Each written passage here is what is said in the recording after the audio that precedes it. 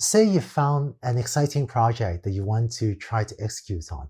How do you work with an AI team on this project? In this video, you learn how AI teams think about data and therefore how you can interact with AI teams to help them succeed on a project.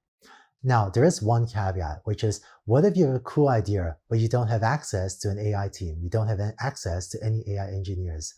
Fortunately, in today's world, if either you yourself or you can encourage some of your engineering friends to take an online course or two on machine learning or deep learning, that often will give them enough knowledge to get going and make a start of an attempt, make a reasonable attempt on these types of projects. So let's talk about how you can work with an AI team. First, it really helps your AI team if you can specify an acceptance criteria for the project.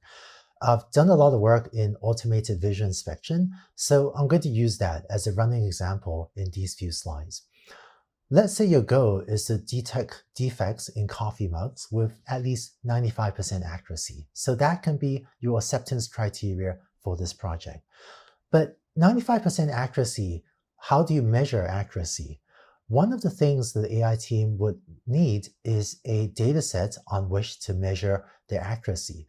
So a data set is just a set of pictures like these, together with the labels with the desired output B, that the first two coffee mugs are okay and the third one is defective.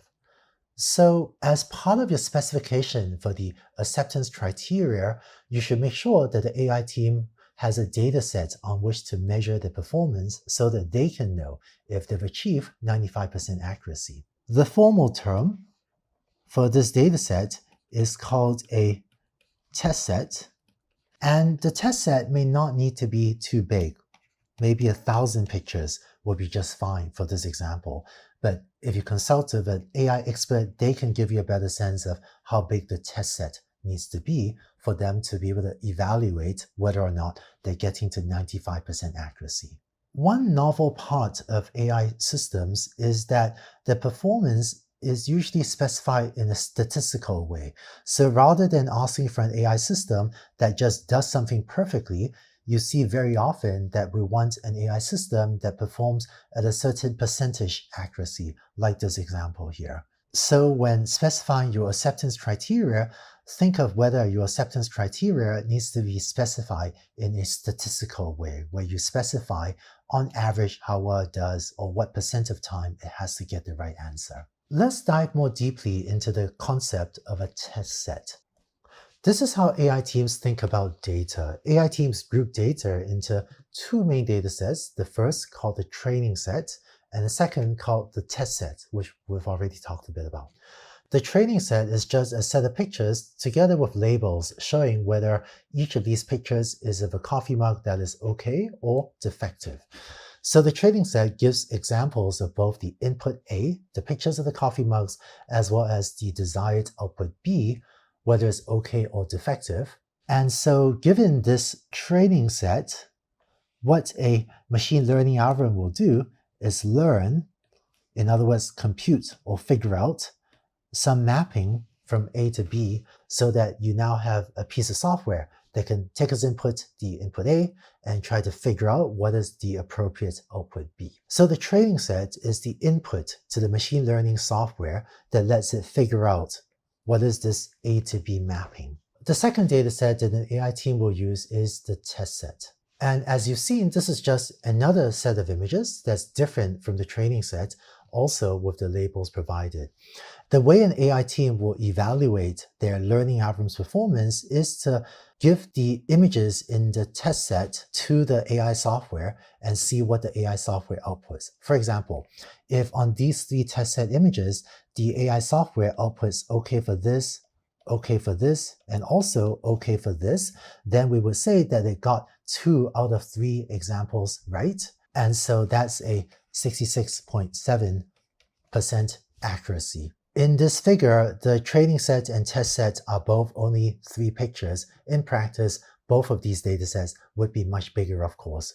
And you find that for most problems, the training set is much bigger than the test set. But you can talk to AI engineers to find out how much data they need for a given problem. Finally, for technical reasons, some AI teams will need not just one, but two different test sets. If you hear AI teams talk about development or dev or validation sets, that's the second test set that they're using.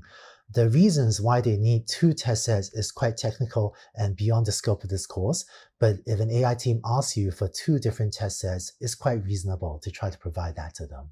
Before wrapping up this video, one pitfall I want to urge you to avoid is expecting 100% accuracy from your AI software. Here's what I mean.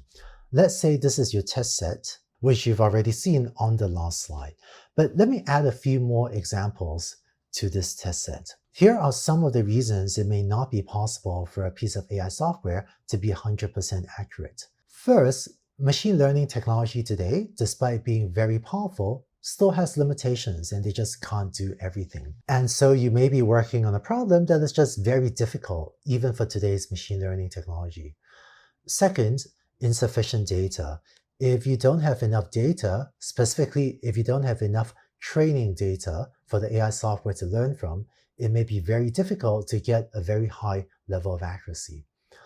Third, data is messy and sometimes data can be mislabeled. For example, this green coffee mug here looks perfectly okay to me, so the label of it being a defect looks like an incorrect label, and that would hurt the performance of your AI software. And data can also be ambiguous. For example, it looks like this coffee mug has a small scratch over there, and it's a pretty small scratch. So maybe we will think it is still okay, but maybe this should actually have been a defect. Or maybe even different experts won't agree if this particular coffee mug is okay and should pass the inspection step. Some of these problems can be ameliorated. For example, if you don't have enough data, maybe you can try to collect more data, and more data will often help. Or you can also try to clean up mislabeled data or try to get your factory's experts to come to better agreement about these ambiguous labels. So there are ways to try to make these things better, but a lot of AI systems are incredibly valuable even without achieving 100% accuracy. So I would urge you to discuss with your AI engineers what is a reasonable level of accuracy to try to accomplish, and then try to find something that passes both technical diligence as well as business diligence without necessarily needing 100% accuracy. Congratulations on finishing all the videos for this week. You now know what it feels like and what it takes to build an AI project, and I hope you start brainstorming and exploring some ideas. There is one more optional video describing some of the technical tools that AI teams use that you can watch if you wish. But either way, I look forward to seeing you next week, where you learn how AI projects fit in the context of a bigger company. Look forward to seeing you next week.